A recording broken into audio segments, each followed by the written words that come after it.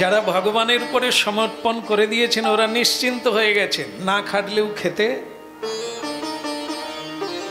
খাটা তো ভগবানের জন্য, তো সেটা এই জাগতিক জগতের কর্মও হতে পারে।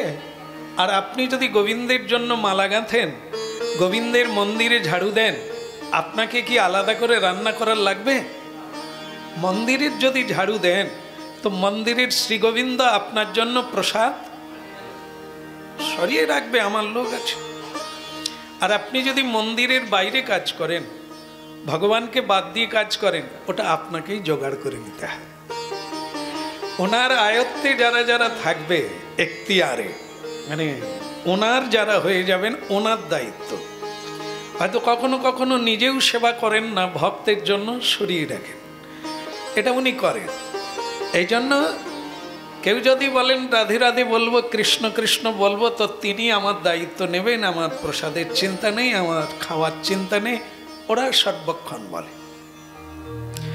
আর যাদের নিজেদের মানে খাওয়ার জোগাড় নিজেদেরকেই করতে হয়, তাদের ক্ষেত্রে একটু পাতলা পাতলা হলে ভালো, কারণ কর্মবিরতি হয়ে যায় আর বারবার এটায় সময় নষ্ট হয়ে যায়। এই জন্য বলেন তো সব ঠিক আছে, যার কাছে যেরকম সেরকম। শ্রী ভগবান কি বলছেন এটা বোঝার জন্য হরিবাসরে আসা। শ্রী ভগবান বলছেন জগৎটাই হচ্ছে কর্মময় জগৎ। স্বয়ং ভগবান বলছেন আমিও কর্ম করি। স্বয়ং রাজা কর্ম করেন তো প্রজা তো করবে। ভগবান যদি স্বয়ং কর্ম করেন তাহলে তার ভক্ত কর্ম তো আগে করবে। ভগবান হচ্ছে সেব্য, ভগবানের সেবা করতে হয়। আমরা কারা? আমরা কারা? সেবক। ভগবানের সেবা আমরা করব, কিন্তু ভগবান যদি আমাদের সেবা করেন সেটা কি মেনে নিতে পারবো? ভক্তরা কি মেনে নেবেন? হে প্রভু আমি খুব গরিব, তুমি আমার সংসার চালাও। ভগবান তো বিপদে পড়ে যান, তুই গরিব কেন? হ্যাঁ, কাজ করতে ভালো লাগে না, কি হবে? গরিব হতে হবে। আর শ্রী ভগবান কি বললেন? হে অর্জুন কর্মণ্যে বাধিকার আসতে, কর্মময় জগতে কর্ম করা তোমার কর্তব্য, কিন্তু ফলাফলে ধান আমি রুইব, চাষ আমি করব, ফলের আশা করব না। তা সেটা কার? বলছেন ওটা ভগবান যদি বজ্রপাত দিয়ে দেন, শিলাবৃষ্টি দিয়ে দেন, ধান উঠবে? আর তিনি যদি রাখেন তো আপনি অনায়াসে প্রাপ্ত হয়ে যাবেন। পরিশ্রম আপনি করতে পারেন, কিন্তু ফলাফল আপনার হাতে নেই। এই কারণে ইহাই সত্য, কারণ ফলও আমাদের হাতে নেই আর জীবনটাও আমরাও আমাদের হাতে নেই। আছে কি? কখন ডাক এসে যাবে, ভিত খুলতে খুলতেও হয়তো তখন যে স্বপ্ন দেখে রাখছি নতুন ঘরে ঘুমাবো, দক্ষিণ দিকের জানালা খুলে দিয়ে, কারণ ওটা আমাদের হাতে নেই। সুখে থাকা দুঃখে থাকা সেটাও আমাদের হাতে নেই, সেটা কর্মের উপরে নির্ভর করে। সেই কর্মের ফল স্বয়ং ভগবান দান করেন, আমরা কেউ পেতে পারি না। এই জন্য সবটাই ভগবানের ইচ্ছাতে চলে। তোমার কর্ম তুমি করো মা, গানটা বোধহয় নূতন বেরিয়েছে না? আমার বাবাও শুনেছে, আমিও শুনছি, এরপরেও শুনবে। তোমার কর্ম তুমি করো মা, লোকে বলে করিয়া। এরকম বৈষ্ণব সিদ্ধান্তে, বেদ বেদান্তে টোটালটাই এই কথা। তোমার ইচ্ছা মতে ব্রহ্মা করেন সৃজন, তব ইচ্ছা মতে বিষ্ণু করেন পালন, তব ইচ্ছা মতে শিব করেন সংহার, তব ইচ্ছা মতে মায়া সৃজে কারাগার। কারাগার মানে সংসার। এটা হচ্ছে তব ইচ্ছা মতে মায়া সৃজে কারাগার। তব মানে কে? স্বয়ং ভগবান আদি পুরুষ হচ্ছে শ্রীকৃষ্ণ। স্বয়ং ভগবান বিষ্ণু ওনার ইচ্ছাতেই জগৎ পালন করছেন। স্বয়ং ব্রহ্মাজি তো সৃষ্টিকর্তা, তিনি তেনার ইচ্ছাতে কিছু করতে পারেন না। ভগবানের কৃপাধীন হয়ে তিনি সৃষ্টি কার্য করছেন। শুধু জন্ম কর্ম চা মে দিব্য।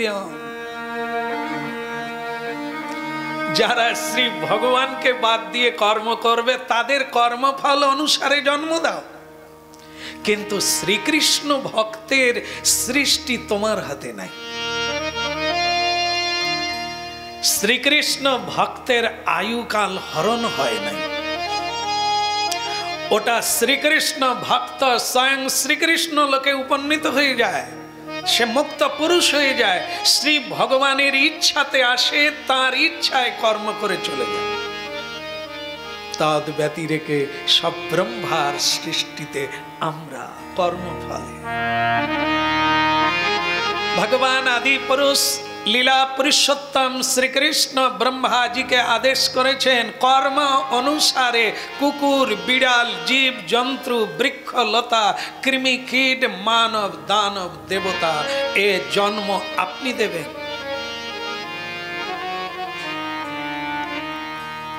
একটা মানদণ্ড, তুলাদণ্ডও বলে, আমরা যাকে বলি দাড়ি পাল্লা। সেই দাড়ি পাল্লায় একদিকে পাপ একদিকে পুণ্য, যেটার ভাগ বেশি হবে বা কম হবে, বেশি যেটা হবে জীবের ইচ্ছা অনুসারে কোনটা আগে নেবে সেই অনুসারে তার জন্ম। বিধাতা পুরুষ বেশিরভাগ যেটা আমরা অল্প করি সেটা আগে দিয়ে দেন।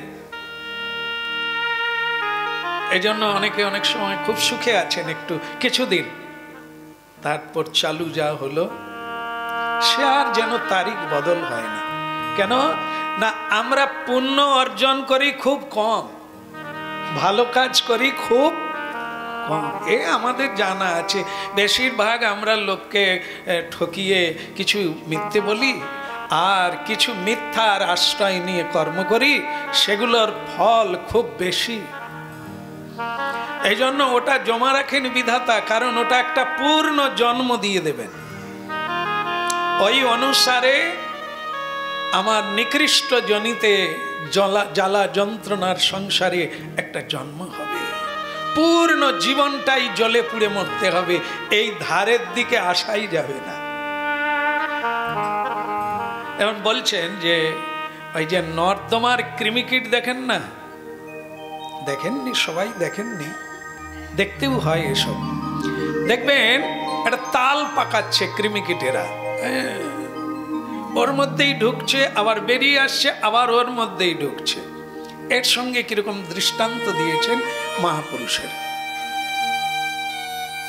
এ জীব জগৎ সেরকম, সারা পৃথিবী জুড়ে সুখী হওয়ার জায়গা পড়ে আছে, কিন্তু মানুষ কেবল ওইখানেই যাচ্ছে।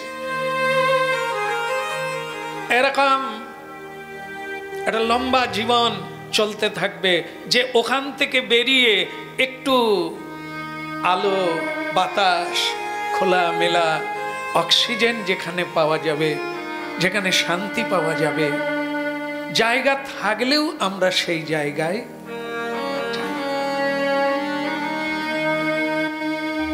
আমরা মনে করি ওইখানেই সুখী হবে। এই একটু দুঃখ দিয়েছে, ও আবার ভুল বুঝতে পারবে, কিছুদিন বাদে ওটা ঠিক হয়ে যাবে, আবার আমায় ভালোবাসবে, আমি ওইখানেই সুখী হব। এগুলো হচ্ছে কারাগারের নিয়ম।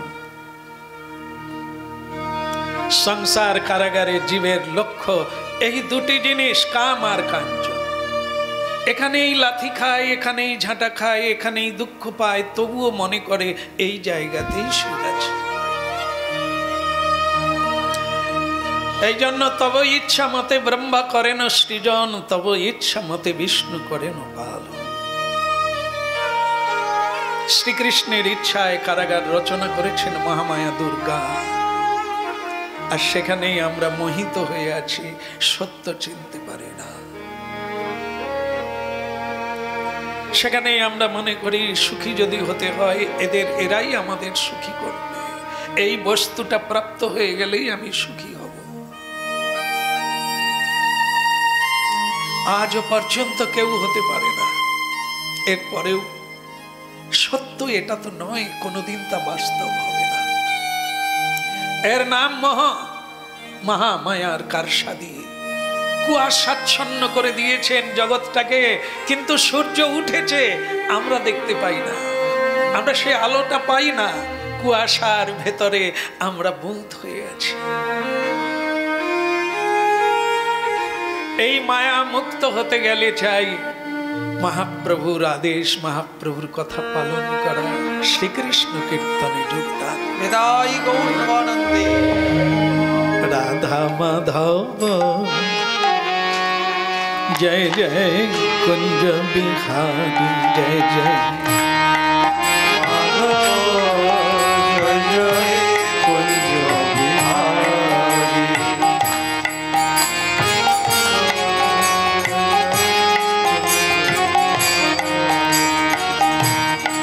गोपी जन वल्लभ गिरिवर धारी, गोपी जन वल्लभ गिरिवर धारी,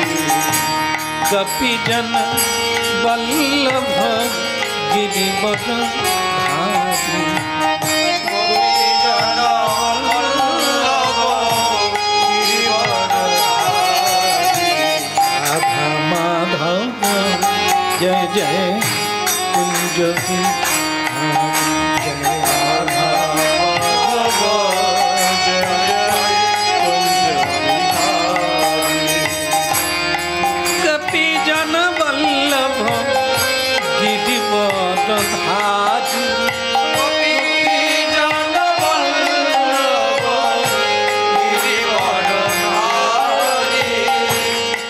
गोपी जन वल्लभ गिरिवर धारी, गोपी जन वल्लभ गिरिवर धारी, राधा माधव जय जय कुंज बिहारी, जय जय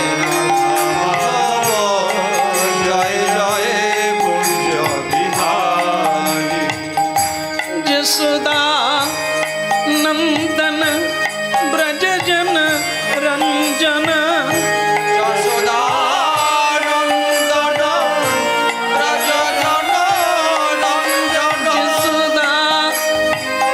नंदन ब्रज जन रंजन, जसोदा नंदन ब्रज जन रंजन, जसोदा नंदन ब्रज जन रंजन, जसोदा नंदन ब्रज जन रंजन, जसोदा नंदन ब्रज जन रंजन, जसोदा नंदन ब्रज जन रंजन, कंस निषूदन श्रीमधुसूदन,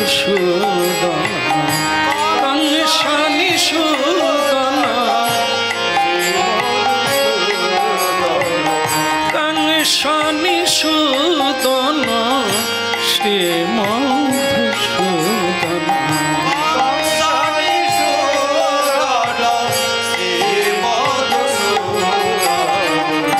जमुना तेरा बनचारी,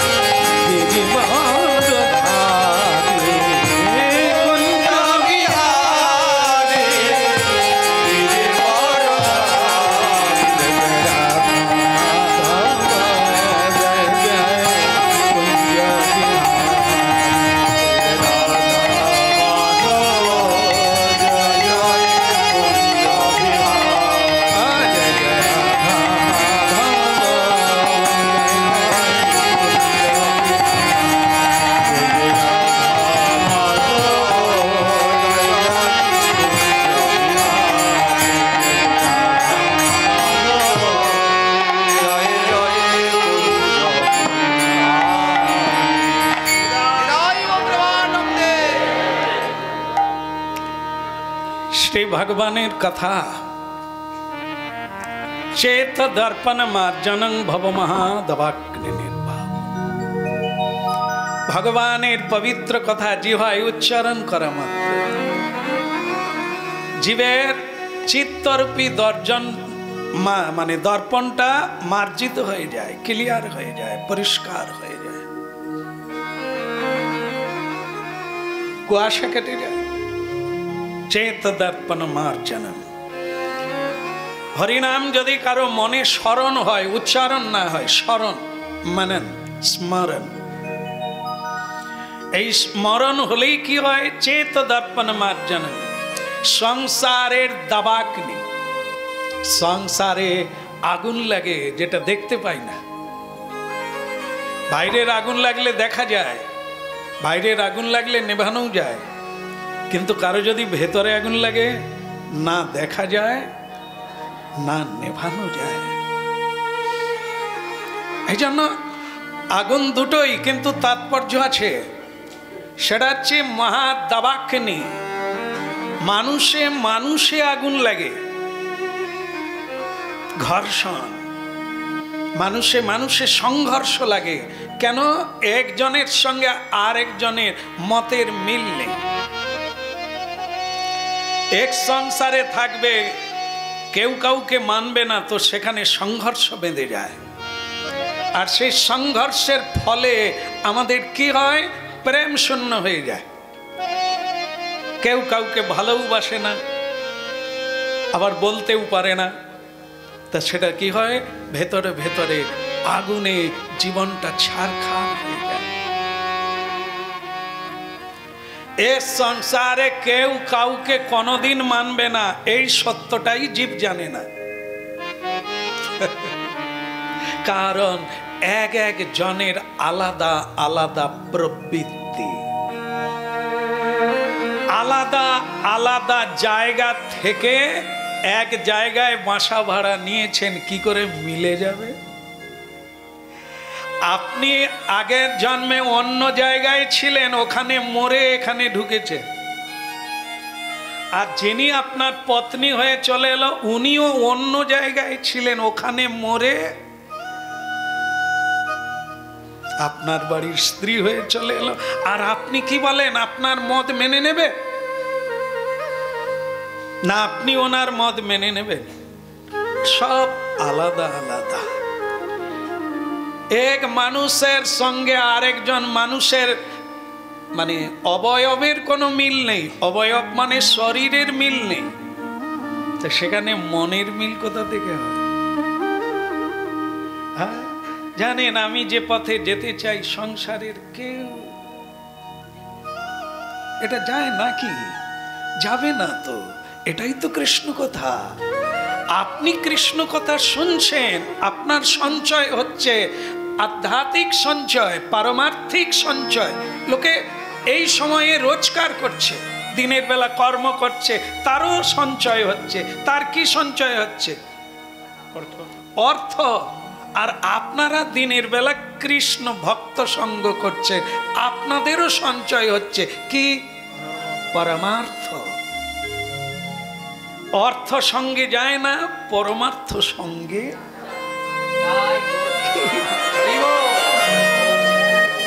প্রবৃত্তি তৈরি হয়ে যায়। এইটা যদি চালিয়ে যেতে পারি, ঘন্টার পর ঘন্টা, দিনের পর দিন, বছরের পর বছর, জন্মের পর জন্ম, তাহলে কি হবে? এটাই আমার প্রবৃত্তি হয়ে যাবে।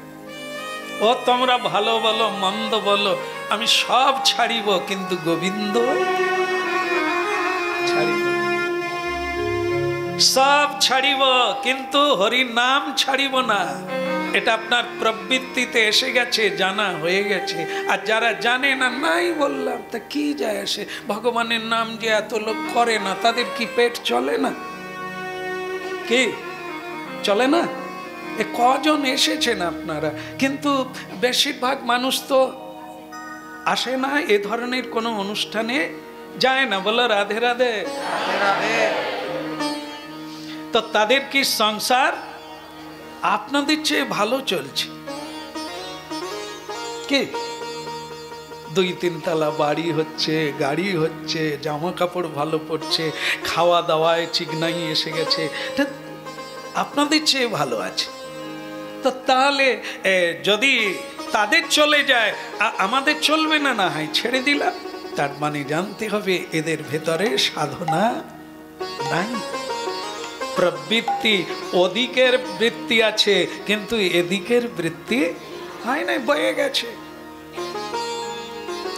এ দুনিয়ায় কত কিছু ঘটছে, আমার কিছু যায় আসে? একাদশী দিন আশ্রমেই পড়ে আছি, গাড়ির মাঝে গিয়ে দাঁড়ালেও কত কিছু দেখা যায়। আমাদের এখানে গেটের বাইরে গেলেই কত কিছু দেখা যায়, কত মানুষ কত রংচং অবস্থায় যাচ্ছে আসছে খাচ্ছে, আর আমরা পাঁচিরের ভেতরে হরি হরি হরি হরি। গুরুদেব বলে দিয়েছেন যদি বাঁচতে চাস তো ওই মানে ভেতরে থাক, বাইরে বাইরে এলেই বাইরে চলে যাবি, মহামায়ার ফাঁদে পড়ে যাবি। আর ভেতরে থাকলে ভেতরে গোবিন্দ আছে, সেখানে তুইও থাকবি প্রতিদিন।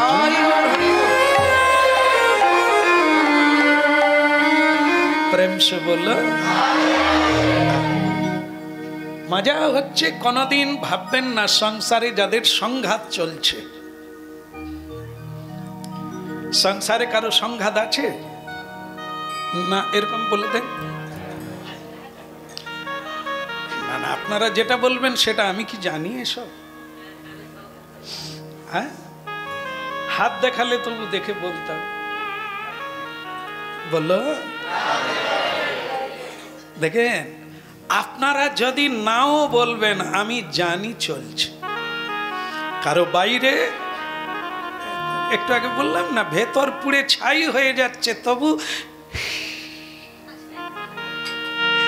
কেমন আছেন জামাই বাবু, ভালো তো? কি হাসান হাসতিছে ওদিকে, দাঁত থাকলে একটু বের করলে যদি খুশি হয় তো হোক না, কিন্তু আমার ভেতরের দুঃখ কি কাউকে দেখানো যাবে? বলো। রাধে রাধে। এই জন্য কি সাধু পুরুষরা বলছে পৃথিবীতে এরকম কোনো জায়গা নেই যে আপনি পালিয়ে বাঁচবেন, মানে যে এই জায়গাটা ছেড়ে আমি চলে গেলে বেঁচে যাব। তাহলে তো একটা কোনো জায়গা ভগবান তৈরি করতেন, আর পৃথিবীর সব মানুষ সেই জায়গায় আছে। কি কেউ সন্ধান পেয়েছেন যে এমন একটা জায়গা আছে যেখানে কোনো দুঃখ নাই, কোনো সংঘাত নাই, কোনো ঝঞ্ঝাবাত নাই? আমার প্রিয়জন বৃন্দাবনে চলে গিয়েছিল 12 বৎসর, খবর এলো সেখানে তিনি বিষ খেয়ে মরে গেছেন। কোথায় মরল?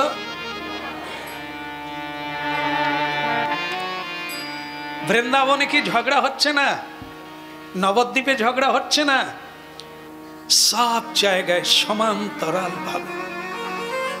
আবার নবদ্বীপেও সাধু আছে, বৃন্দাবনেও সাধু আছে, এখানেও সাধু আছে।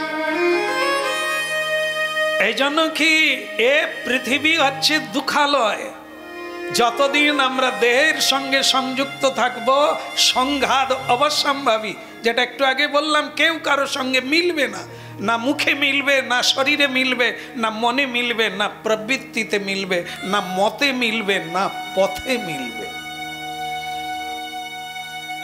এই জন্য কি আপনি আপনার পথে চলুন। কারণ কি একাই আশা ও যত আপনার করেন, লেখালেখিও যদি হয়ে যায় চুক্তি, কোনদিন তোমাকে, অনেকে লেখালেখি হয় কিন্তু সেটা যখন ঢেউ আসে ও লেখার কথার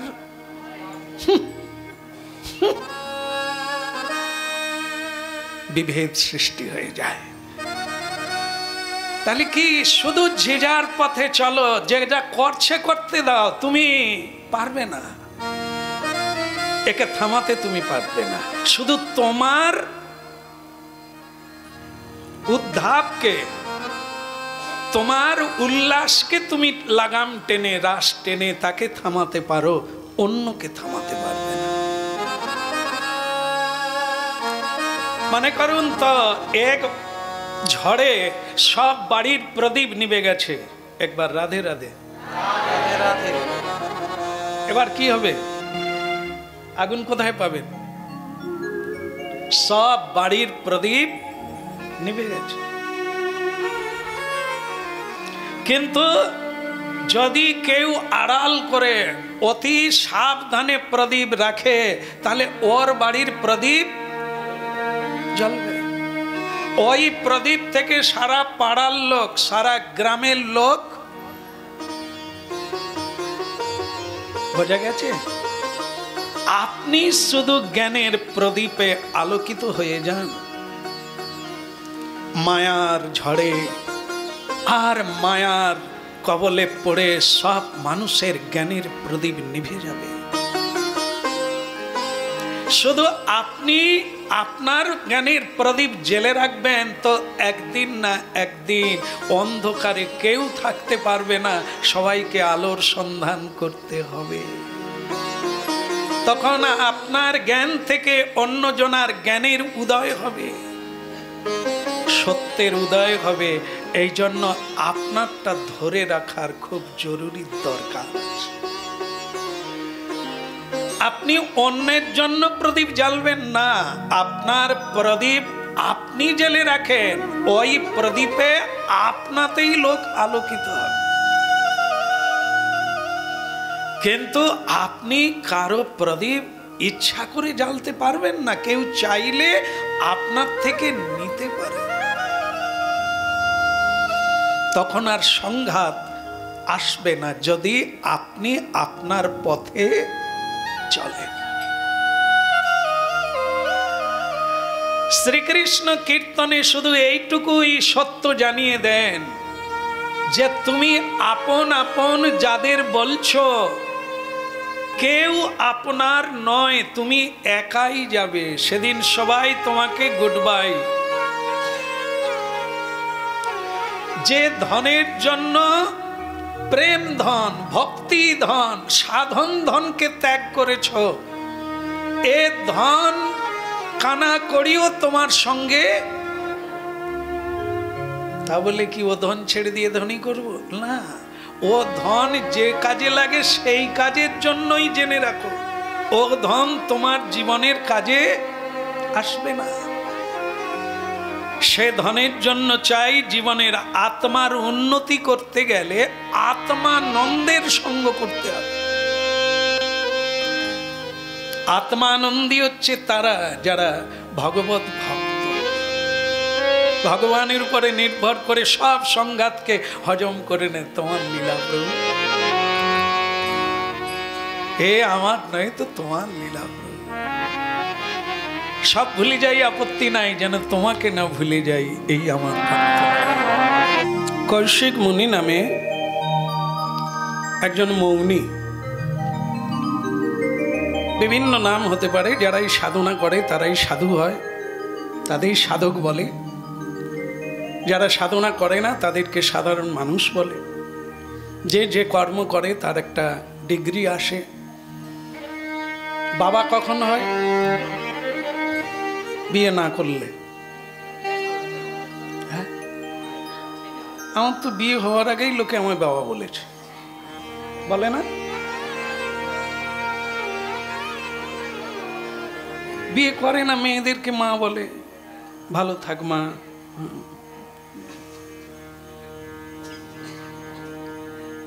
বলো, কারণ বাবা সকলকে বলবে না, মাও সকলকে বলবে না। মায়ের মতো যদি কাউকে আদর করে, খেয়াল করে, যত্ন করে, তবে তাকে মা বলে। আর বাবা যদি লালন করে, পালন করে, তবে তাকে বাবা বলতে ইচ্ছে হবে। তাই এই কারণে যে মানুষ যেটা করে সে একটা ডিগ্রি পেয়ে যায় জগৎ থেকে, এমনিতেই স্বাভাবিকভাবে। এটা কোনো মানে স্কুল ডিগ্রি নয়, এটা কোনো লেখাপড়ার ডিগ্রি নয়, সরকারি ডিগ্রি নয়। এটা হচ্ছে মানুষের স্বাভাবিক ব্যবহার করায়, ব্যবহারের দ্বারাই মানুষের কাছে একটা পরিচিতি হয়ে যায়। যেটা বলছিলাম, কৌশিক মুনি হ্যাঁ, আপনারাও মুনি হতে পারেন, আপনারা মনীষী হতে পারেন, মহিষী হতে পারেন, হ্যাঁ, মহিষী হতে পারেন, যে যেটা চাইবেন। কিছু শুনতে হবে, কিছু পড়তে হবে, কিছু জানতে হবে, তার মধ্য থেকে একটা সিলেক্ট করে নিতে হবে আমি কোনটা হতে চাই, কোনটায় কি সুবিধা আছে, কোনটায় কি পাওয়া যায়। প্রত্যেককে একটা জীবনের টার্গেট করে নিতে হয়। জীবন তো খুব বড় নয়, জীবন খুব ছোট্ট। বারবার পথ বদলাবো, বারবার মত বদলাবো। যেরকম ডাক্তার বদলালে রোগ বেড়ে যায়, পারে না? বারবার যদি ডাক্তার বদল করা হয় তাতে রোগ বেড়ে যায়। এক ডাক্তারের উপরে ছেড়ে দেন, ওকে বুঝতে দেন, তাহলে আপনারই সুবিধা হবে। আর যদি বারবার চেঞ্জ করা হয় তাহলে আপনাকে জানতে, আপনার রোগটা বুঝতে সময় শেষ হয়ে যায়। ঠিক সেরকম মানব জীবনে বারবার পদ বদলানোর, মত বদলানোর সুযোগ থাকে না, খুব ছোট্ট জীবন। এই জন্য শুরুতেই সৎসঙ্গ। অসৎসঙ্গ করলে না নরক না, ঘুরতে হবে, এটা ঘোরাঘুরি বেশি হবে। যে নবদ্বীপ কোনোদিন যায় না, তাকেই যদি জিজ্ঞাসা করা হয় নবদ্বীপ কোন দিকে, সে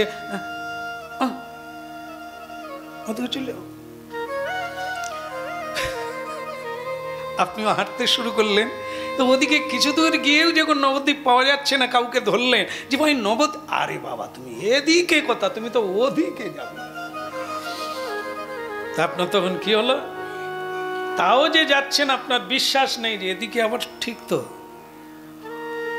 এই জন্য এমন একজনকে ধরতে হবে যিনি সঠিক পথটা, তাহলে কি হবে একবারেই। আর না হলে ও বলছে না না এদিকে না ওদিকে, আবার ওদিকে গেলেন, ওদিকের লোক বলছে না না এদিকে না ওদিকে। তাহলে পূর্ব পশ্চিম উত্তর দক্ষিণ, এই জীবন তো এরকমই চলছে। প্রেম সে বলো, হাত তুলে কতক্ষণ থাকতে পারবেন?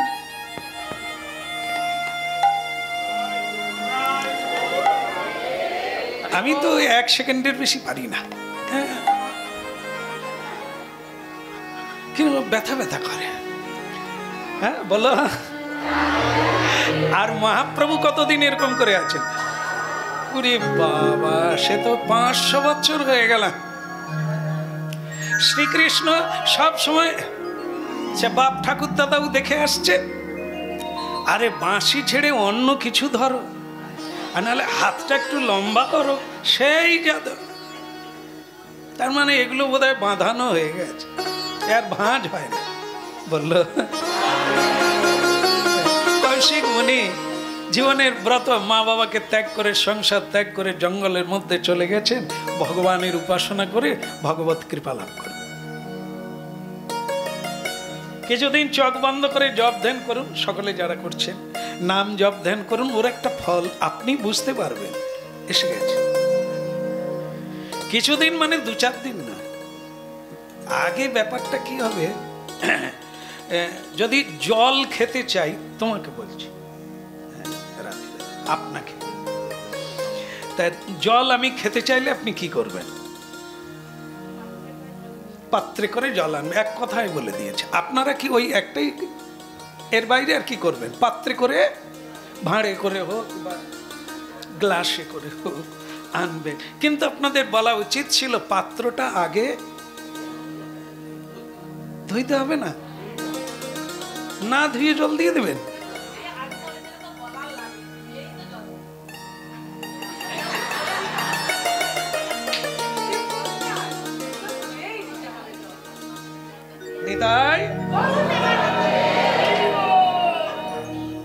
কিরকম ঝাড় দিল,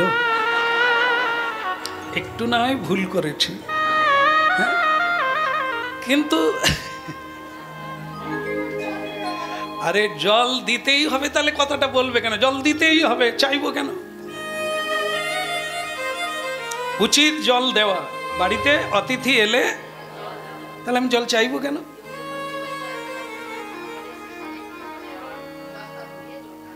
আগে হ্যাঁ,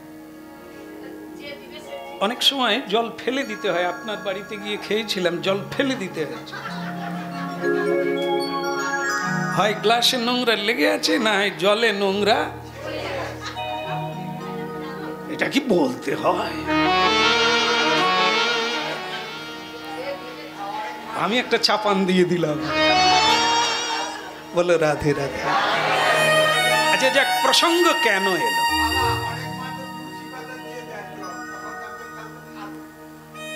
কেন ফেলতে পারবো না? তুলসী পাতা তুলে নিয়ে জল ফেলবো? হ্যাঁ, জলে নোংরা থাকলে কে খাবে? তুলসী পাতা তো। আচ্ছা রাধে রাধে। তাহলে কেন প্রসঙ্গ এলো? শুরুতে প্রসঙ্গ এসেছিল চেত দর্পণ মার্জন, ওখানেও আছে মার্জন, এখানেও আছে। কেন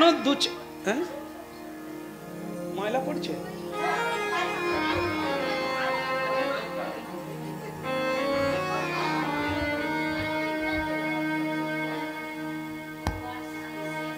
আচ্ছা বলো রাধে রাধে।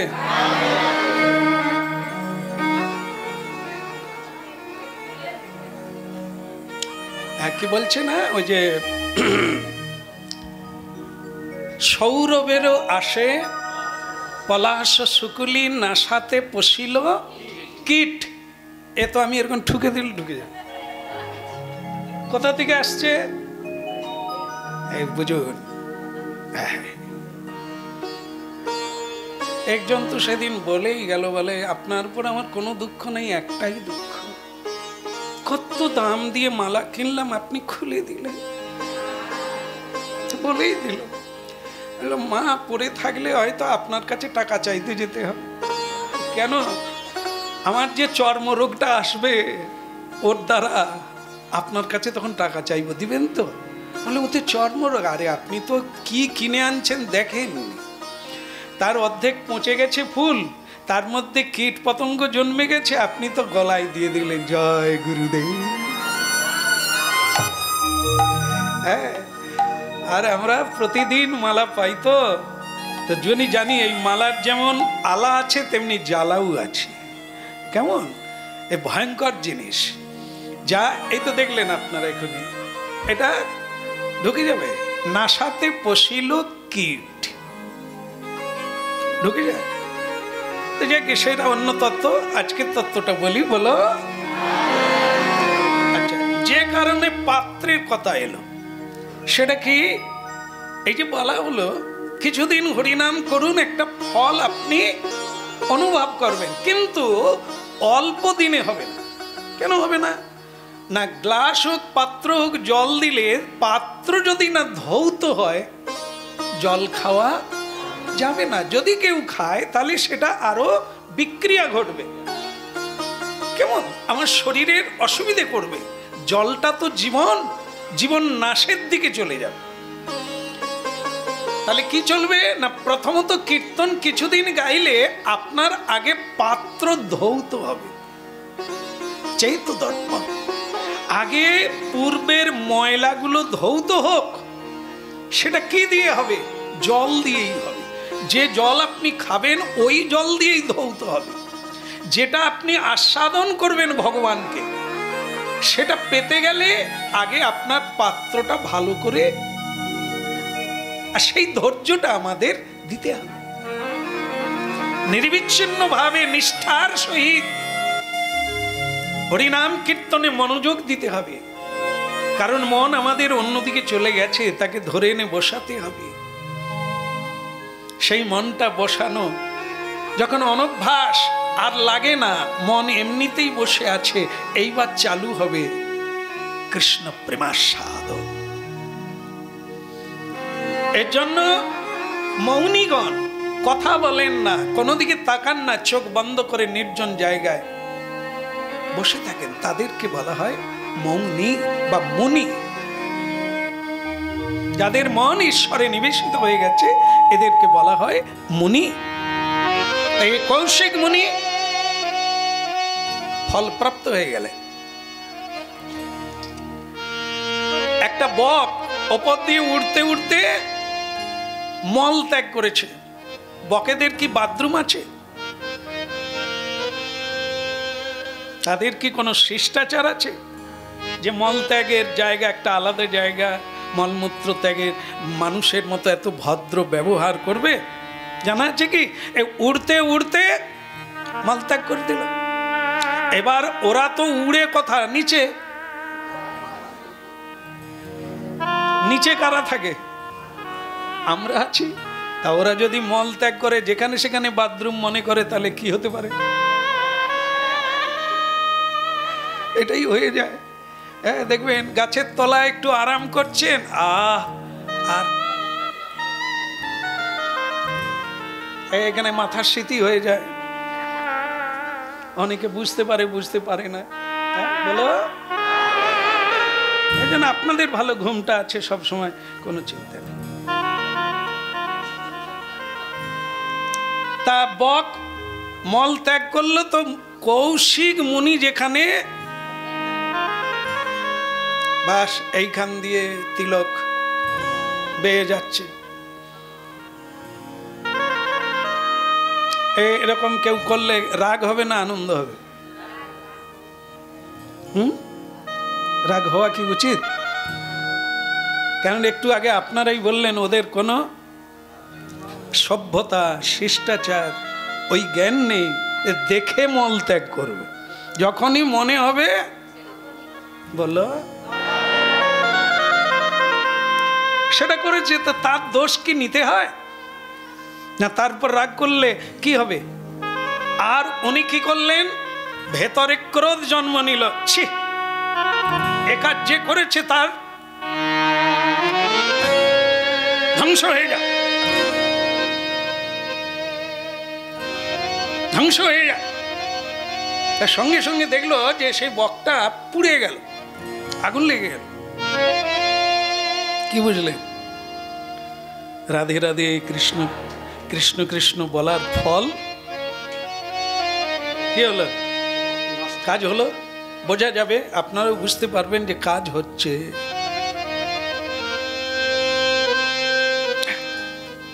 অনেকেই বলছেন আমার ঠাকুরের কৃপা হচ্ছে, তো সেটা হচ্ছে, সবারই হবে। কেননা হরি নাম কোনোদিন বেইমানি করে না। মানুষ বেইমানি করে, কথা দিয়ে কথা রাখে না। ভগবান কোনোদিন বেইমানি করে না। তিনি যেমন সত্য, সনাতন, চিরন্তন, নিরন্তন, অবিনশ্বর, সত্যদ্রষ্টা। তার বাক্যের কোনোদিন খিলাফ হয় না। নিজের জন্য যেগুলো করেন সেগুলো অনেক সময় খিলাফ হয়েছে, রাখেন না কথা, কিন্তু কাউকে যদি কথা দেন সে কথা আজ পর্যন্ত ভুল হয়।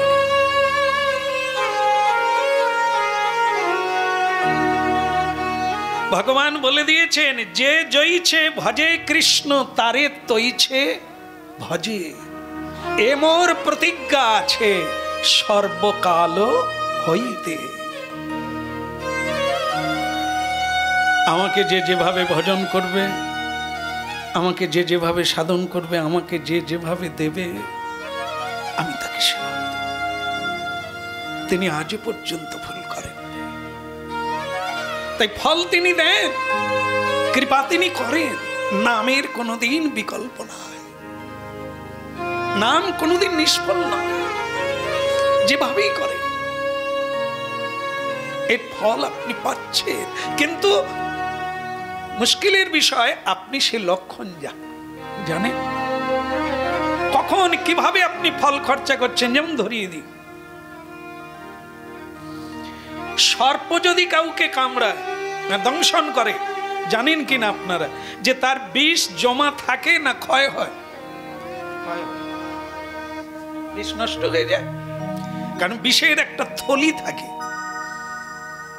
এই জায়গায়, যাকেই দংশন করে থলিতে আঘাত লাগে, সেটা ফেটে যায়। সেই বিষের থলি ফেটে যাকে দংশন করে তার আঘাতের জায়গাটায় বিষে পরিণত হয়। এটা কখন ফাটে? ক্রোধে। কৌশিক মুনি ধ্যান করলেন, তপস্যা করলেন, ত্যাগ করলেন, মনে বৈরাগ্য এলো, তার একটা ফল প্রাপ্ত হলো। খরচা হলো কিসে? বিষ জমা হয়েছিল, খরচা হলো কিসে? ক্রোধ আঘাতে। তা কেউ যদি বলে তুই পুড়ে মর, তাহলে খরচাটা কার হবে? আপনার যে সাধনের ফল। একটা বক পুড়ে গেল, এ খরচা কোথার থেকে হবে? এ শক্তি কোথার থেকে পেলেন? আপনি তাকালেন, বললেন, আর পুড়ে গেল। কারণ আপনি এটা বলছেন, আমি যদি তোমার নাম কীর্তন করি তাহলে ওর এটা হোক। ভগবান বলে হোক, দিয়ে দিলাম। যা করেছিলে তপস্যা দিয়ে দিলাম, ফুস, বিশ্বাস হয়ে গেল, নির্জীব হয়ে গেল, নির্বিষ হয়ে গেল। এবার ভাবুন, আপনারা হরিনাম করছেন, বাড়িতেও করেন, কেউ কম বেশি তো করেন, তার তো একটা ফল আছে। সেটা কিভাবে খরচা হচ্ছে? হে ভগবান, আমার ছেলের মতিটা ফিরিয়ে দাও, যেন সংসারের দিকে মন দেয়। হ্যাঁ, কোথায় যাচ্ছে খরচা, কোথায় হচ্ছে? হে প্রভু, এই সমস্যায় আটকে গেছি, রক্ষা করো। শিকল খুলে দেবে, দিচ্ছে। আমার সন্তান হোক, আমার কন্যা হোক, ঈশ্বর পূর্ণ করে দিচ্ছে। কিন্তু আমরা কি হয়ে যাচ্ছি? নির্বিষ, ফল শূন্য হয়ে যাচ্ছি। ফল দিয়েই তো ফল দিলেন, উনি ফল নিলেন, তপস্যার ফল, ধ্যানের ফল, জ্ঞানের ফল নিলেন, আর আমাকে ফল দিলেন। এই জন্য সাধক জীবন বড় তৎপর হতে হবে। কার জন্য খরচা করলেন? কিসের জন্য করলেন? ঈশ্বরকে কিসের জন্য জানালেন? আপনার ভজন ফল কোথায় যাচ্ছে?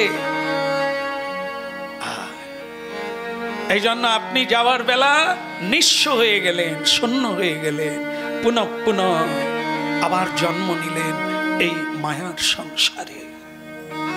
আপনি মুক্ত হতে পারলেন না, আপনি ভগবত লোকে পৌঁছাতে পারলেন না, কি আপনার ফল শূন্য হয়ে গেছে। বলো রাধে রাধে। কৌশিক মুনি বকটাকে পুড়িয়ে দিয়ে কি হবে? আনন্দ হবে না দুঃখ হবে? কি রকম মনে হচ্ছে? যাক, ফল আমি মানে চালু হয়ে গেছে, ভগবানের নাম করছি, আর তার যে শক্তি আমি পেয়ে গেছি। নালে বকটা আজকে ভিক্ষাটা করে আসি। মা ভয় ভবতু ভিক্ষাং দেহি। ভিক্ষা চাইতে কোথায় যায়? বললো হ্যাঁ। এই জন্য শাস্ত্রে বলছেন আমাদের কটা আশ্রম? কটা আশ্রম? একটাই তো, এই তো একটাই।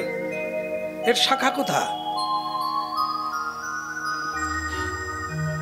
এই তো একটাই আশ্রম না। যারা চারটে বলেছেন ঠিকই বলেছেন। ব্রহ্মচর্যাশ্রম, গার্হস্থ্যাশ্রম, বানপ্রস্থাশ্রম, সন্ন্যাশ্রম। চারটা তো একটার উপরে দাঁড়িয়ে আছে, সেটা হচ্ছে গার্হস্থ, গৃহস্থ। গৃহস্থই হচ্ছে আদি, সেখান থেকেই সন্ন্যাসীর জন্ম হয়, সেখান থেকেই ব্রহ্মচর্যের জন্ম হয়, আর সেখান থেকে ডাকাতের জন্ম হয়, সেখান থেকেই সাধুর জন্ম হয়।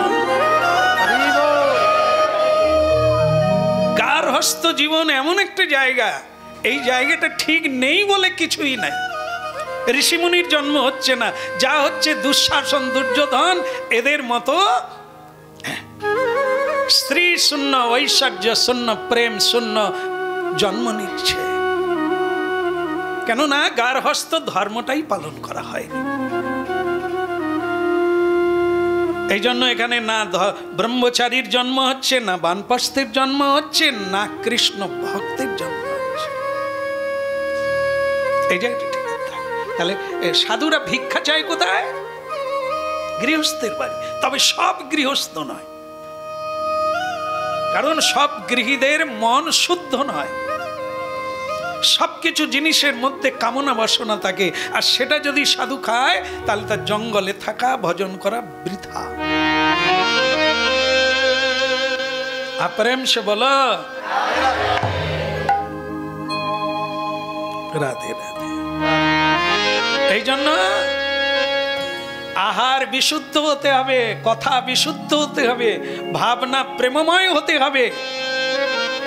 নাম চিন্তামণি কৃষ্ণ চৈতন্য রস বিগ্রহ। ভেতরে বাইরে চিন্তামণির চিন্তা যদি আসে তো আপনি নিরেট হয়ে গেলেন। বাইরে একরকম ভেতরে একরকম, আপনার এই অভিনয় যতদিন না শেষ হবে অরিজিনালে পৌঁছাতে পারবেন না। শ্রীকৃষ্ণ কীর্তনে সর্বাত্মস্পনং বিজয়তে, শ্রীকৃষ্ণ সংকীর্তন। এ সব কিছুর জয় করার মাধ্যম হচ্ছে শ্রীকৃষ্ণ কীর্তন। একমাত্র শ্রীকৃষ্ণ পূর্ণ শক্তি, পূর্ণ শুদ্ধ নিত্য মুক্ত তন নাম নামিন। এই নিত্য নাম স্মরণে জীবের কলুষ মুক্ত হয়, জীব মালিন্য মুক্ত হয়ে যায়, জীব পবিত্র হয়ে যায়, জীব প্রেমময় হয়ে যায়, জীব কৃষ্ণ দাসে। বলো বাবা তু ভিক্ষাং দেহি। আপনাদের বাড়িতে ভিখারি টিকারি এলে দেয়? আমি যদি বলে বাবা তুমি একবার গিয়ে দেখো। আমরা গেলে কি হবে, আগে মানে চেয়ার বা টুল বের করে ফেল, কি হবে রে বাবা, বসিয়ে দিয়েই তারপরে আর দেখা নেই। কেননা এই কাঁসার থালা ঘটি নিয়ে ঘাটে ছুট, এই ঘষে সে ময়লা কি আর যায়। আমরা খালি বলি কোথায় গেল রে কোথায় গেল, তারপর দেখি ছুটে ছুটে আসে থালা ঘটি নিয়ে। কি হবে না, চরণ ধরতে। যারা ভিক্ষা চায় তাদের চরণ ধরতে বলো প্রেম সে বলো। হ্যাঁ, এই জন্য পরিচিতির বাড়িতে যেতে নেই, যারা গালাগালি করবে তাদের। আমার গুরুদেব, আমি যখন ছোট, আমার বাবা শ্রীধামে চলে গেছেন, ওনার শ্রাদ্ধ হবে। তা আমার তো তখন একটা সম্মানের ব্যাপার আছে, খেতে পাই না ঠিকই, কিন্তু কীর্তন গাই আর মান সম্মানের ব্যাপার আছে। তা আমার গুরুদেব আবার সেই সময় আমাকে বললেন, তোকে কয়েকটা বাড়ি ভিক্ষা চাইতে হবে, ব্যস্ত যায় আর কি। আমি ভিক্ষা চাইবো, খেতে পাই না ঠিক আছে, কিন্তু তা বলি লোকের কাছে। তো গুরুদেব বুঝতে পারলেন যে আমি মটকাবো না, মানে আমার ঘাড় নিচু। গুরুদেব তখন হাসতে হাসতে বললেন, তুই একা একা যাবি কোথা, চল আমি যাই, তোর সঙ্গে আমি যাই। তখন যেন একটা মনে হলো তবে যাই যাক, কারণ আমি তো কিছু বলবো না। কি তো সেটা একটা খারাপ লাগলো না, বেশ ভালো লাগলো। কিন্তু জীবনে তো কোনোদিন ভিক্ষা চাইনি, তা কিরকম হয় জানা নাই। তো সেটা যখন গেলাম, কিছু বাড়িতে গেলাম, গুরুদেবই আমাকে দেখে বলছে, এই ছেলেটির বাবা চলে গেছেন, তা সৎকর্ম হবে, সাধু কাজ হবে, তা আপনারা যদি কিছু সাহায্য করেন। আগে যাকে দেখালো যে জিনিসটাকে, আগে লোকে তাকেই দেখে।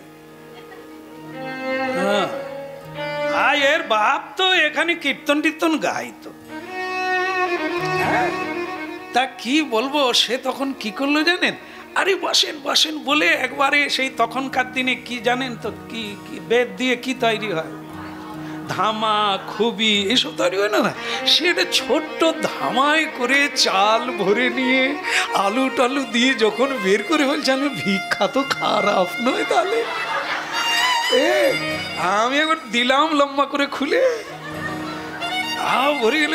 দু চার বাড়ি এরকম ভালোই পেলাম, যার হাতে যাচ্ছে না কাঁধে তুলে নিলাম। তারপর গুরুদেব টের পেয়ে গেছে যে একটু বুঝাতে হবে, বাস। এরপরে যা হলো আর কি, যেন বস্তা সেইখানেই ফেলে দেব। এমন এক বাড়িতে নিয়ে গেছে, ধনী মানুষ, আমার আরো লোভ হলো, এখানে দুধ হাওয়া দেবে। ও বাবা, সে বারান্দা থেকে বলছে, সব ব্যবসা কতদিনে, এদের কথা ছেড়ে দেন, এদের বাপ তো বহুবার মরে। অপমানের শেষ আছে? হ্যাঁ, যান এখান থেকে, ওসব হবে না।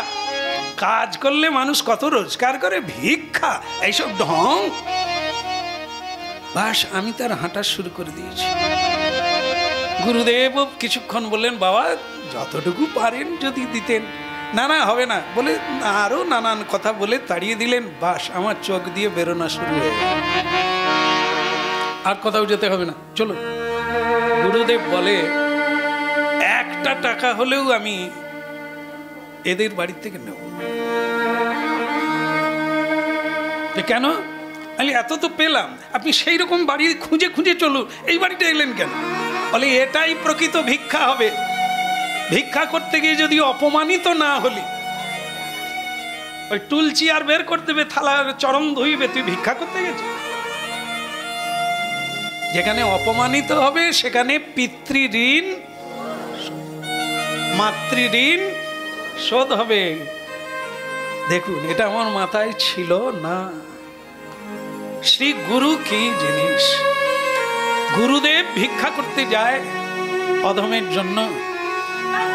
গুরুদেব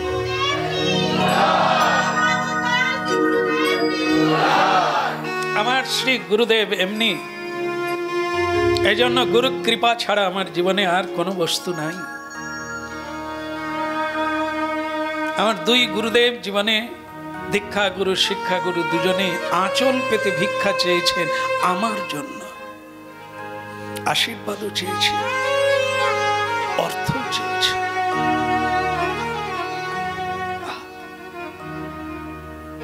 এই তো বললাম আমার জন্য, আমাকে নিয়ে আমার গুরুদেব, যাকে আপনারা মন্দিরে দেখে, কিভাবে এটি আমায় গড়ে তুলেছেন বর্ণনাতীত।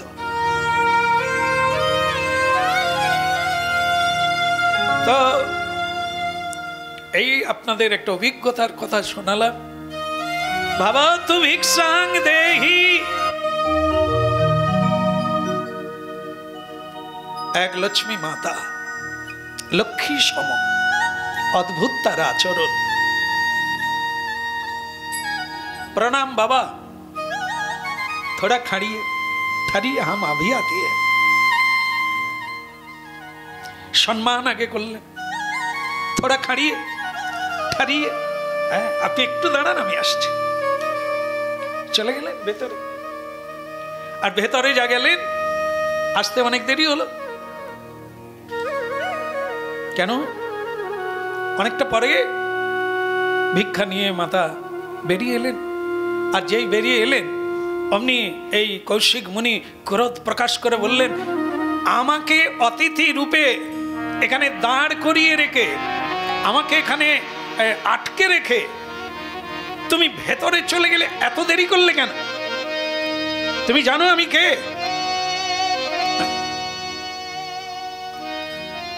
তিষ্ঠ তিষ্ঠ বাবা, তুমি আগে বলো কি করছিলে? আমাকে এখানে দাঁড়াতে বললে, দাঁড়াতে বলে তুমি ভেতরে কি কাজ করছিলে?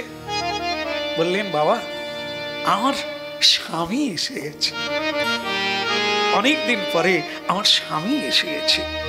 আর আপনি তো জানেন বাবা, নারীর কাছে স্বামীর মতো দেবতা আর কেউ না। তাই আগে তাকে একটু জল দিতে হবে, তাকে একটু বাতাস করতে হবে, তাকে একটু ভোজন দিতে হবে, তারপর না। কিন্তু কৌশিক মুনি সে যে ওই কি পুড়িয়ে দিয়েছিল, এখনো তাই ভাবছে মেয়েটা জানে না আমি কি করতে পারি। তুই কি জানিস আমি কি করতে পারি এই ক্ষমাহীন কর্মের জন্য? ফটাং করে মেয়েটা বলে দিলেন, পারবেন না বাবা, আমি বক নয়। একবারে জাম্পিং, আমি বক। আরে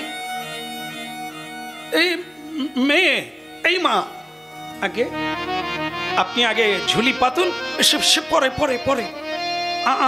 আমি যে বক পুড়িয়ে দিয়েছি তুই কি করে জানলি? বাবা এটা বলতাম না, শুধু আপনি যখন চাইলেন যে বকের মতো আমাকেও পুড়িয়ে দেবেন, এই জন্য আপনাকে স্মরণ করে দিলাম। তা তুই জানলি কি করে? ওই যে দেবতার পূজা করি আপনাকে বললাম না, ওই দেবতার পূজা ছাড়া আমি তো শাস্ত্র পড়তে জানি না, আমি তো ঋষি মুনির মতো প্রজ্ঞা নয়, আপনাদের মতো এত ধ্যান জ্ঞান নেই, এত বড় রোগ নেই যে আমি সব ছেড়ে দিয়ে জঙ্গলে চলে যাব। আমার স্বামী জগৎগুরু, তিনি আমার পতি, তিনি আমার পরমেশ্বর, আমি তাঁর সেবা।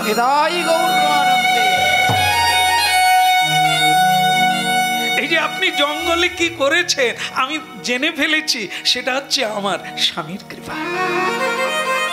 আমি তার সেবা করে এই তত্ত্বটা জানতে পেরেছি আপনি কি করতে পারেন। তবে ভাববেন না আমি বক নয় যে আপনি পুড়িয়ে ফেলবেন। এইখানেই তো ভিক্ষা হয়ে গেল।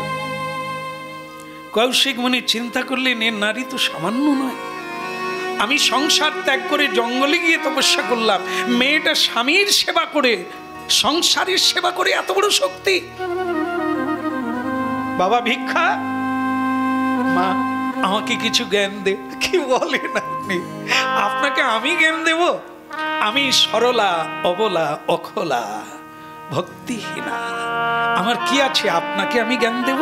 আপনি যদি একান্তই জ্ঞান নিতে চান তাহলে আমার স্বামীর কাছে আসুন, আমার গুরুর কাছে আসুন, যার কৃপাতে আমি এত কিছু জানতে পেরেছি, এই জীবনটাকে পেয়েছি, আপনি তার কাছে আসুন। বেশ চলো মা, স্বামীর কাছে। বলো রাধে রাধে। রাধে রাধে। স্বামী তো মানে খাটের উপরে বসে রাধে রাধে গোবিন্দ গোবিন্দ রাধে রাধে রাধে রাধে রাধে গোবিন্দ গোবিন্দ রাধে রাধে রাধে গোবিন্দ গোবিন্দ রাধে গোবিন্দ রাধে গোপাল রাধে গোবিন্দ রাধে গোবিন্দ রাধে গোপাল রাধে গোবিন্দ রাধে গোপাল রাধে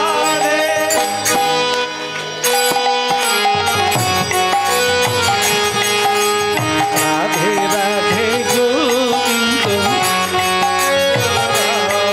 বল গোবিন্দ রাধে গোবিন্দ রাধে বল গোবিন্দ রাধে গোবিন্দ রাধে রাধে গোবিন্দ গোবিন্দ রাধে বল রাধে রাধে জয় গৌর হরি বল।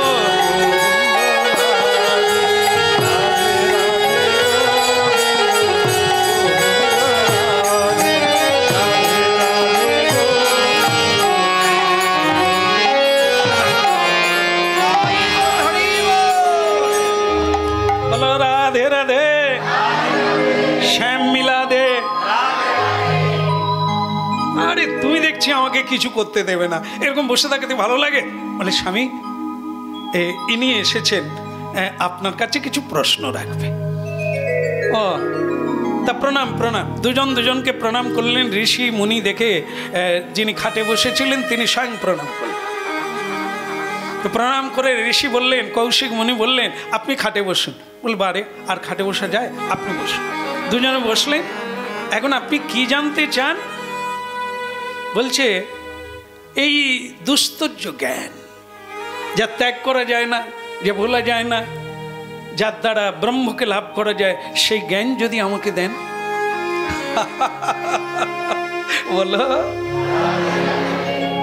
একটা গাছে সবেদা হয়েছে, সবেদা সবেদা জানেন তো, লাউয়ের মতো। আরে মতো বললে ক্ষতি কথা, এরকমই তো হয়, এরা মানবে না। বলো রাধে রাধে। আমি একবার ছোটবেলা, আমার দেখবেন এখনো আমার জীবনের শুরুতে আমি সবেদা গাছ কিনে এনেছিলাম, আমার সেবাকুঞ্জে আজও আছে, ও ফল হচ্ছে। তখন আমার একটা ধারণা ছিল যে গাছ যদি কিনতে হয় সেই গাছ কিনবো যাতে সবেদা হয়ে আছে, তো সেরকম গাছ পাওয়া যায়। কিন্তু আমার ধারণা আরো উঁচুতে, কি আমি যদি কোনো গাছ থেকে ফল সমেত ডাল কেটে নিই, অসুবিধে কথা, সেটাতেই তো ফল হবে, ফল হয়ে আছে। বাস আমি এই একবার নয় 2-3 বার করেছি, সে আর হলো না, সে কিছুতেই হলো না। এটা কি হয়? হয় না, তাই না? হয়। তাই কলম বাঁধলে হবে? আমি তো কলম বাঁধতে জানি না। পরে যখন এই মাধবপ্রভু কলমের লোক, এ যখন এলো অনেক কিছু শিখিয়েছে, একে গুরু বলা যায়। হ্যাঁ, আমার অবস্থা দেখে এনি আবার সবেদা গাছ এনে দিয়েছে। কেমন? তাকেও আমি রক্ষা করতে পারি না এই সব করতে গিয়ে। বলো রাধে রাধে। রাধে রাধে। যাই হোক, আপনারা মেনে নিলেন যে ডাল কাটলে হবে না। এখন এই যে রমণীর স্বামী তাই বলছে, ডালে কোনোদিন হয় না। ডাল যখন মূল গাছের সঙ্গে যুক্ত থাকে তাতে ডালেরও বৃদ্ধি হয় আর ফলও। কিন্তু ডাল যদি ছিন্ন করা যায় হবে না। আমার শ্রী গুরুদেবের সঙ্গে আমি যুক্ত আছি, গুরু কৃপায় যেটুকু পেয়েছি আপনি সেই ফল দেখতে পাচ্ছেন। কিন্তু আমি যদি আপনাকে জ্ঞান দেওয়ার কথা ভাবি তাহলে কি হবে? ডাল কেটে পুঁতে দিতে হবে, আর জল দিলেও হবে না। আপনি যদি একান্তই জ্ঞান নিতে চান আমার গুরুর কাছে যান। আপনার গুরুটা কে বলুন তো? নিশ্চয়ই তিনি নাম করা কেউ হবে। আপনি তার নাম বলুন, বলে তার নাম হচ্ছে ধর্মবেদ। কি বললেন? ধর্ম, এটা ঠিক আছে, ধর্মরাজ বলুক, ধর্মপুত্র বলুক, ধর্মজ্ঞ বলুক, কি তারপরে যেটা বললো সেটা কি? বেদ। এইটা শুনে চক্ষু চড়ক গাছ। যিনি এদের গুরু তিনি ধর্ম নাম, আবার পাশে বেদ। বেদ কি করে? মারে, জীব হত্যা করে, বিক্রি করে। হ্যাঁ, তা তোমার গুরুদেব কি করে? বলে বাজারে মাংস বিক্রি করে। সে তো এই তোবা তোবা এরকম করে প্রণাম করা শুরু করে দিয়েছেন। বলে কিছু মনে করবেন না, আমার গুরুর নাম জানতে চাইলেন তাই বললাম। বলে না না, আমি অন্য কিছু কারণে নয়, আমি ভাবি আগেই আমার ভুল ভেঙে গেছে, আর আমি কাউকে ভুলভাবে দেখব না। কেন? বলে আপনার পত্নীকে দেখে আমার ঘুম ভেঙে গেছে। যে পত্নী সাধন করে না, ভজন করে না, হ্যাঁ, এত বড় তিনি জ্ঞানী যে আমি কি করেছি তিনি জানেন। এখন আপনি যে বলছেন আপনার গুরুদেব ধর্মবেদ, আমার প্রণাম রইল। তবে আমি যাব, আমি কথা দিলাম, আমি তার মতো মহাত্মার কাছে অবশ্য যাব। ভালো লাগছে? কত কিলো নেবেন? কি ভিড় জানেন? কৌশিক মুনি ধর্মবেদের সঙ্গে সাক্ষাৎ করার জন্য চলে গেছেন, কিন্তু সেখানে গিয়ে দেখি কি ভিড়, ওই কেনার জন্য কি ভিড়। আর যেরকম মেয়েটা বলেছিল, লোকটা বলেছিল তার স্বামী তাকে দেখতে কেমন কীরকম হবে, সব কিছু মিলে গেছে, কিন্তু এত ভিড় তার দোকানে, সে যে কথা বলবে এই সুযোগ নাই। আর ঠিক তারই ভেতরে কাজ করতে করতে ওজন করে দিতে দিতে একবার হাত জোড়ো করে বললেন, প্রণাম প্রণাম মণিবর প্রণাম। ওরে বাবারে, এত ভিড়েও খেয়াল রেখেছে। হ্যাঁ প্রণাম, আপনি একটু সাইডে দাঁড়ান, ভিড় কমে গেলে আপনার সঙ্গে কথা হবে। কেমন? তো সে বলে যা হয় তা হবে, দাঁড়াই, কথা বলে যাব। দিব্যি আনন্দে মানে ওজন করে করে দিচ্ছে। এক সময় ভিড় কমলো, সঙ্গে সঙ্গে হাত পা ধুয়ে বললেন, ঋষিবর প্রণাম। একবারে সাষ্টাঙ্গে প্রণাম করলেন। ঋষিবর বলে সর্বনাশ, এবার আমাকে প্রণাম করে। একবার তিনিও সাষ্টাঙ্গে প্রণাম করে। বাজারের লোক বলে কিরকম হলো, বেদকে ঋষি প্রণাম করে আরে হলুদ কাপড় সাদা কাপড়, কি সর্বনাশের কাণ্ড। সেও উঠেনি, এও। হ্যাঁ, গৃহস্থ বলে উনি আগে উঠুক, এ বলে না উনি আগে উঠুক। তাই দুজনেই এর মাথা তুলে আবার শেষকালে দুজনে দুজনকে ধরাধরি করে উঠে আলিঙ্গন করলো। বেদ বলে আপনি কি করলেন? আমি স্নান টান করি না, আপনি আমাকে ধরে ফেললেন, আমি কি কাজ করছি আপনি দেখেন না? বলে সে ঠিক আছে, আপনার নামই তো ধর্মবেদ, আপনি ঠিক জায়গায় এসে গেছেন, আপনার নাম তো কৌশিক মুনি। আপনাকে যে মেয়েটা পাঠিয়ে দিয়েছে ও একটা পাগলি মেয়ে, আমি কোথায় ঢুকলাম? সেখানে সে গৃহস্থ মেয়েটা জানে আমি কি করছি। এখানে ধর্মবেদ মানে নিজ কর্ম করছে, জাতিতে বেদ। সে আবার আমার নাম জানে, কে আমাকে পাঠিয়েছে। আগেকার দিনে কি এরকম ছিল যে হ্যালো হ্যালো যাচ্ছে, তুমি কালি টালি মেখে রেডি থাকো বলতে? সেদিন তো ছিল না। এটা কি এই সাধন ফল? আপনাকে তো মেয়েটা পাঠিয়েছে, পাগলি মেয়ে, আমার কাছে পাঠায়। ঠিক আছে ঠিক আছে, এই আমার হয়ে গেছে, আপনাকে নিয়ে আমি বাড়ি যাব। কৌশিক মুনি বলে আমিও কিছুক্ষণ কাটাবো, দেখি এরপরে আমাকে কি দেয়। তো সেই এইবার ধর্মবেদ সঙ্গে করে ঋষিকেশ নিয়ে তার বাড়িতে গেল। বাড়িতে হাত পা ধুয়ে এবার বসলেন আর বললেন, প্রভু এখনো তো আপনাকে জিজ্ঞাসাই করি না, আপনি আমার এখানে। অবশ্য বলার দরকার নেই, আমি জানি মেয়েটা কেন। তাহলে আর বলার কি আছে? আপনি যদি বলেন, বলে কি যে বলেন, আমি ডাল পাতা কেটে লাভ কি আছে, করে গোড়ায় পৌঁছে দেব। আপনি গোড়ায় জল দেন, সব ঠিক হয়ে যাবে। গোড়া মানে বলে আমি যেখানে জন্ম হয়েছি, এই যে আপনি আমাকে এসে প্রণাম করছেন ঋষি বল, আমার মধ্যে আপনি কি দেখলেন? যা দেখেছেন, যার জন্য আপনার শ্রদ্ধা জেগেছে আমার প্রতি, এ বৃক্ষের ফল আমি নয়, আমার শ্রী গুরুদেব।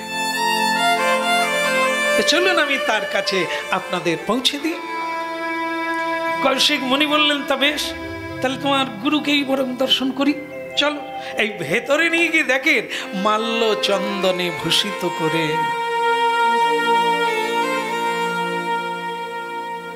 একটা সিংহাসনে বাবা বসে আছেন আর মা বসে আছে।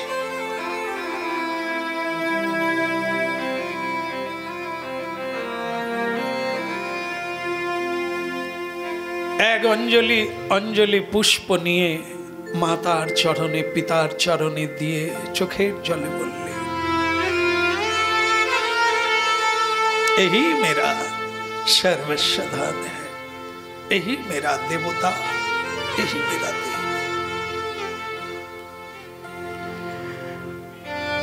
যাকে আপনি দেখতে এসেছেন তার বৃক্ষ হচ্ছে এই আমার মা, এই আমার বাবা।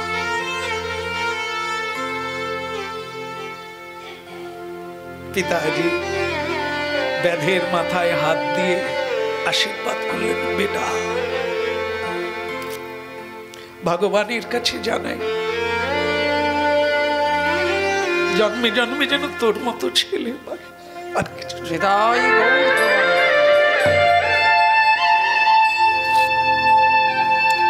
মা বললেন, বেটা পাহাড়ে যেতে গেলে তরুণী লাগে, তুই আমার তরুণী। প্রভুজির কাছে প্রার্থনা রাখি যেন তোর মতো ছেলে পাই। হানি তাই বলা, হাগো বলা, আরবি কি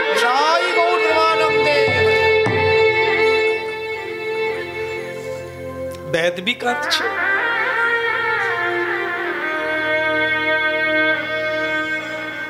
বেদ তো কাঁদছে। কি ভক্তি, কি শ্রদ্ধা, কি সিদ্ধান্ত, কি মত, কি পথ।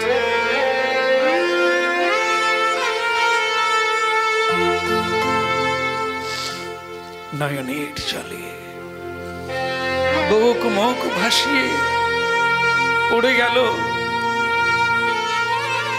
সেই ব্যাধের চরণে। ব্যাধ বললেন, ওঠুন, চলো আমরা বাইরে যাই।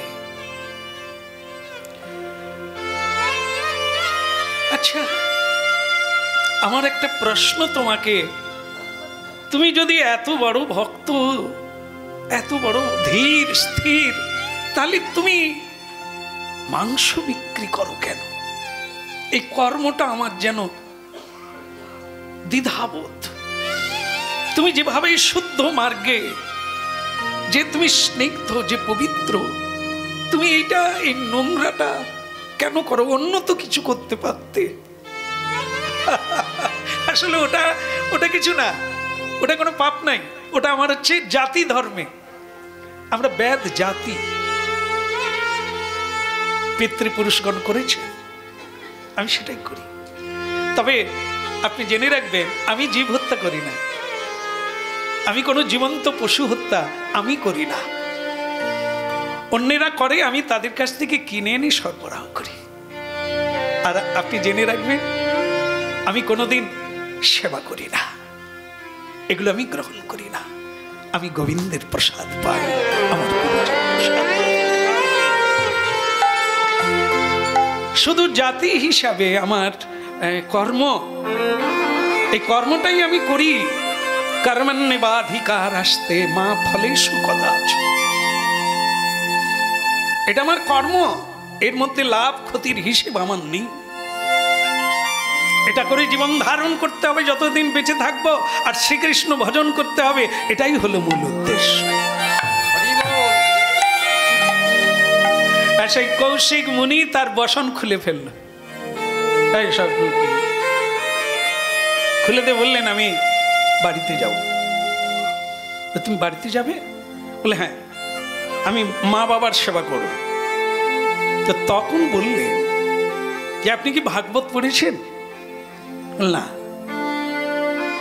তাহলে ভাগবত পড়বেন, সেখানে বলেছেন সব মা মা নয়, সব বাবা বাবা নয়। রামচন্দ্রের মা ছিলেন কৌশল্যা, ভরতের মা ছিল তফাৎ। কৌশল্যা মা আর কৈকেয়ীর মা তফাৎ কি? কৌশল্যা মা ভগবানকে গর্ভে ধারণ করলেন, কৈকেয়ী মাও তাই করলেন, কিন্তু ভগবানকে ঘরের বাইরে করে দিলেন রামচন্দ্রকে 14 বৎসর। এটা কোন মা করে? এটা মা করে না, রাক্ষসীরা করে। ঠিক সেরকম দেখলেন না, যার মা বলছে তোমার মতো ছেলে চাই, কেন না? তুমি যেভাবে কৃষ্ণ ভক্তির পন্থা অবলম্বন করেছো, এমন ছেলে পেলে পারে আর কোনো, তাহলে মা সমর্থন করে সন্তান কৃষ্ণ ভক্তি অর্জন করুক, কৃষ্ণ ভক্তির পথে চলুক, এটা মা সমর্থন করে। কিন্তু যে মা করে না, আপনি তার চরণে গিয়ে প্রণাম করলে কি বলবে? তোর ভালো দেখে একটা বৌমা লাভ, বিয়ে কর, সংসার কর, ছেলে হোক মেয়ে হোক, জ্বালাই জড়িয়ে পড়। বাবা কি বলবে?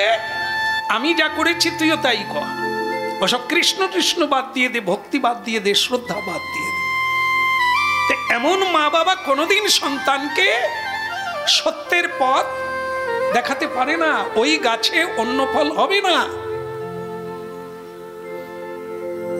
যাকে ভক্তির বৃক্ষ হতে হবে, তবে তাদের আশীর্বাদে তাদের সন্তান কৃষ্ণ ভক্ত হবে, উপদেশটা তো ওখান থেকে পাবে। যদি না পায়, তাহলে তার উপায় নেই। ওখানে পিতামাতাকে সাধু বললে হবে না, ওখানে পিতামাতাকে ভগবান বললে হবে না। তাহলে সেখানে কি বাদ দিয়ে দেবে? না, সেখানে কি করবে? তারা তাদের মতো থাকবে, তুমি তোমার পথে চলতে থাকবে। গুরু কৃপা। সকলে এই বৃক্ষ পায় না, সকলে এইভাবে মা বাবা পায় না। তার জন্য শুরু থেকে কীর্তনের মীমাংসা হলো কি? বক্তব্যের মীমাংসা হলো ইহাই, আপনি কর্ম সাধনার দ্বারা প্রবৃত্তি তৈরি করুন। বিধাতা কি রূপে জন্ম দেবেন? দাড়িপাল্লা অনুসারে এমন কর্ম করতে হবে, এমন মায়ের গর্ভে গিয়ে জন্ম নেব, গর্ভ থেকে হানি তাই গৌর। জয় রাধে জয় কৃষ্ণ জয় বৃন্দাবন, জয় রাধে জয় কৃষ্ণ শ্রী গোবিন্দ গোপীনাথ মদন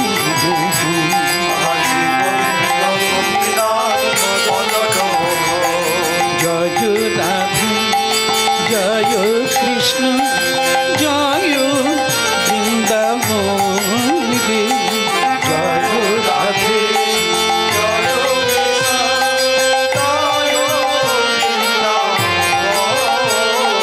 জয় রাধে জয় কৃষ্ণ জয় বৃন্দাবন,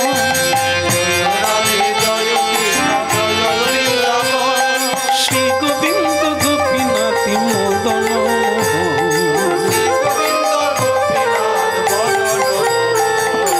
শ্যাম কুণ্ড রাধা কুণ্ড গিরি গোবর্ধন, শ্যাম কুণ্ড রাধা কুণ্ড গিরি গোবর্ধন, বলে কালিন্দী যমুনা জয় জয়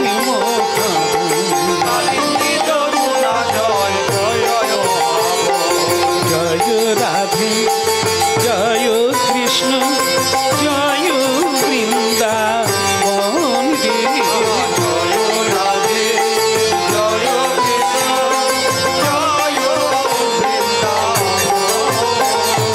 কেশি ঘাটে বংশী বটে দ্বাদশ কানন,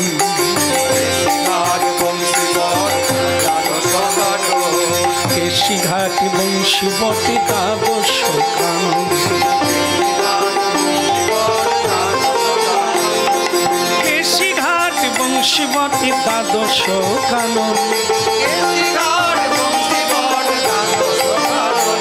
বলে যাহা যাহা লীলা কইলে নন্দের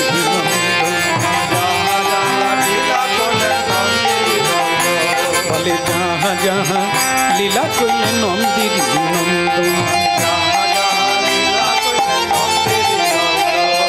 জয় রাধে জয় কৃষ্ণ জয় বৃন্দা